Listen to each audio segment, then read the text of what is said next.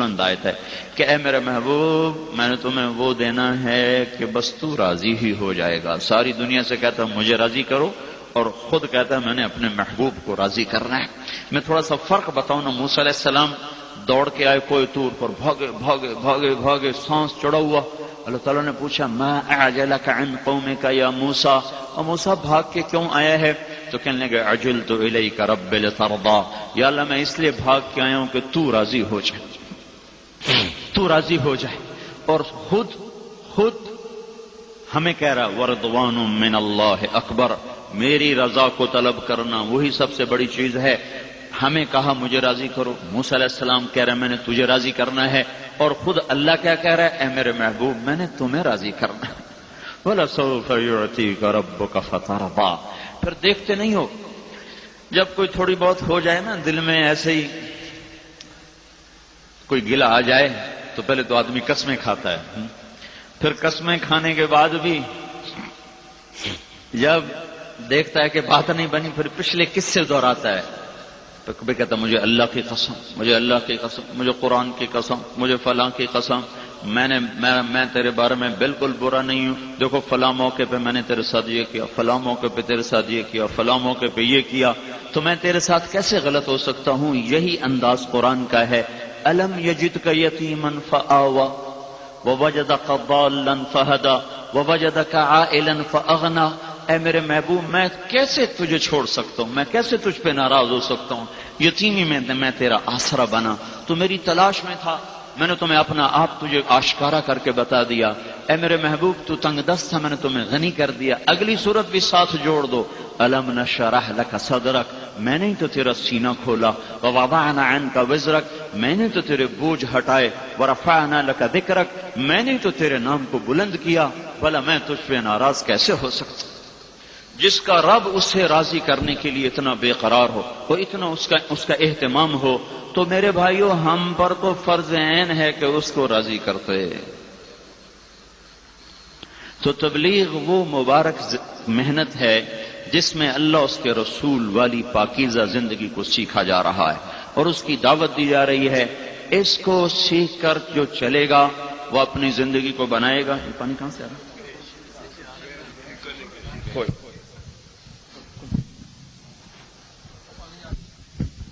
جو یہ زندگی سیکھے گا, جو اس کے مطابق اپنے آپ کو چلائے گا, اللہ تعالیٰ اس کی دنیا بھی بنائے گا, اللہ اس کی آخرت بھی بنائے گا. تبلیغ کا کام کوئی جماعتی کام نہیں کہ ہم تبلیغی جماعت میں ہیں اور فیصل آباد والوں کو تبلیغی جماعت میں شامل کرنا چاہتے ہیں.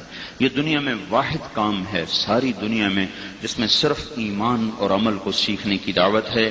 اور یہ سیکھنے سے جیسے بچوں کو اے لیول کا بخار چڑھا ہوا ہے, میں کہتا ہوں یہ بخار چڑھا لو کہ میرا بچہ مومن بن جائے, مسلم بن جائے, میری بیٹی مومنہ بن جائے, حیا والی بن جائے, اخلاق والی بن جائے, معاف کرنا آ جائے, بڑے چھوٹے کا مقام نصیب ہو جائے. یہ تربیت سے چیز آتی ہے. یہ اللہ کے نبی زندگی لے کر آئے, صرف عبادات لے کر نہیں آئے. نماز تو 24 گھنٹے میں 2 گھنٹے کا عمل ہے, باقی وقت میں کیا کرنا ہے 2 گھنٹے کا عمل ہے. پر دکھ درد کی بات یہ ہے کہ 95% مرد عورت نماز بھی نہیں پڑھتے. 95% پورا پاکستان پھر کے بتا رہا ہوں, 95% بھی میں کم بتا رہا ہوں, سندھ کو شامل کرو 97% ہو جاتے ہیں. نماز نہیں پڑھتے, سجدہ نصیب نہیں ہے. وہ کیا بندہ ہے, وہ کیا بندی ہے جس سے ماتھا زمین پہ ٹیکنا نہ آتا ہو, جو اللہ کے سامنے جھکنا نہ جانتا ہو, جو اللہ کے سامنے اپنے آپ کو گرانا نہ جانتا ہو. آپ 1-2 گھنٹے کا کام ہے. روزہ سال میں 30 دن ہے. حج مالداروں پر ہے, زکوٰۃ مالداروں پر ہے.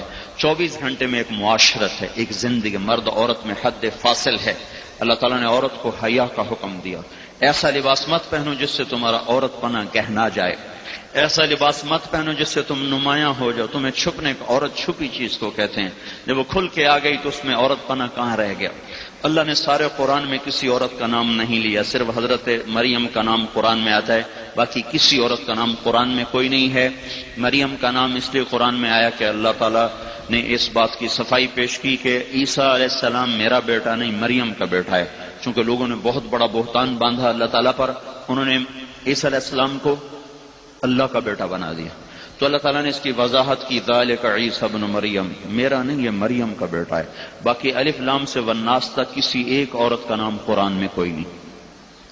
اس پر علماء نے لکھا ہے کہ اللہ تعالیٰ عورت کے نام کو بھی پردے میں رکھے ہوئے ہے، اس کی بھی تشہیر نہیں چاہتا، تو چہرہ کھولنے کی اللہ اجازت کب دے گا اور کیسے دے گا؟ چہرہ کھلتے کھلتے کھلتے دیکھو کہاں تک بات چلی، کیا تباہی آئی۔ جس عورت کا بال کنی فرشتے بھی جن سے حیا کر کے گزر جاتے تھے اور شیطان بھی ان سے کنی کترا کے نکلتا۔ چلو کوئی نہیں۔ تو اللہ تبارک و تعالیٰ نے ایک زندگی بتائی ہے، ایک نظام بنایا ہے جس کو اللہ کے محبوب نے آ کر سمجھایا اور اپنے عمل سے صحابہ نے کر کے دکھایا۔ رات کو حکم آیا پردہ ہے، کسی کو پتہ چلا کسی کو 5 ہجری میں پردے کا حکم آیا۔ فجر کی نماز میں کافی ساری عورتیں پردے کے ساتھ جو آئیں، ایک عورت بے پردہ آئی تو کہنے لگی تمہیں کیا ہو گیا، تمہیں کیا ہو گیا؟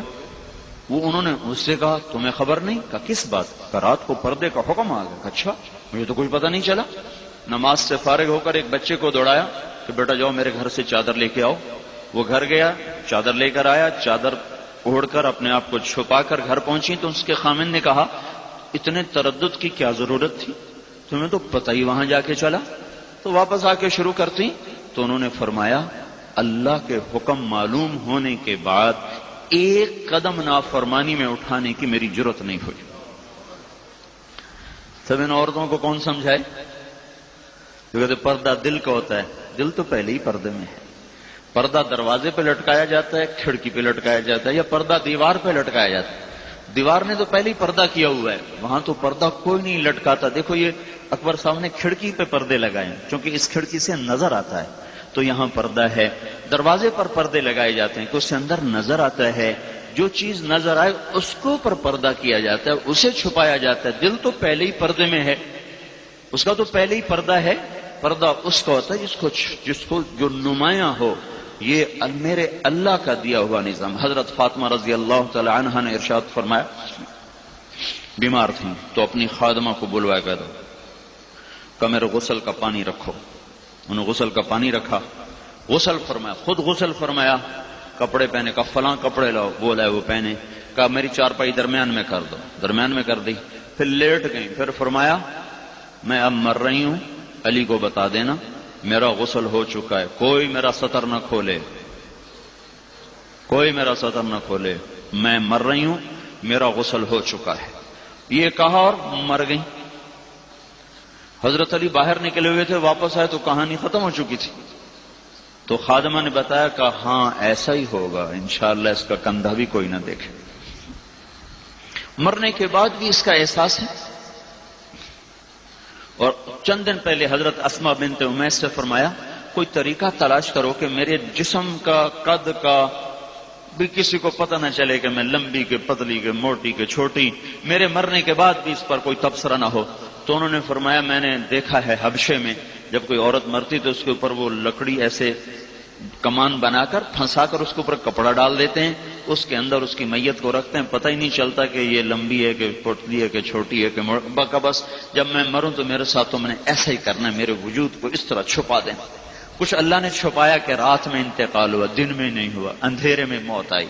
پھر حضرت علی نے قبر میں اتارا، پھر چند لوگ تھے، کسی کو پتہ بھی نہیں ہوا، بہت مختصر آپ کا جنازہ ہوا، حضرت فاطمہ کا بہت مختصر جنازہ ہوا۔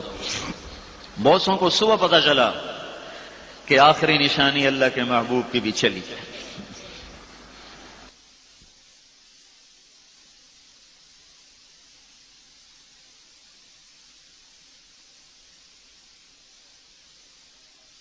تو کر حضرت علی نے فرمایا یا فاطمہ، اور فاطمہ کہاں سے جواب دے، اور کون کب کا جواب دیا کرتا ہے، یا فاطمہ، جب جواب نہیں آیا تو پھر فرمایا مالی وقفت علی القبور مسلما قبر الحبیب فلا يرد جوابی، احبیب ما لک لا ترد جوابنا انسیت بعدی خلت الاحبابی۔ یہ کیا ہوا، 4 ہاتھ زمین کے نیچے جا کر تعلق ٹوٹ گئے، کیا ہوا آج قبر پہ کھڑا ہوں جواب نہیں؟ کیا لوگ مرنے کے بعد قبر میں جانے کے بعد ناطے توڑ دیتے ہیں، رشتے ٹوٹ جاتے ہیں؟ ہاں ہاں ٹوٹ جاتے ہیں۔ لکل اجتماع من خلیلین فرقۃ وکل الذی قبل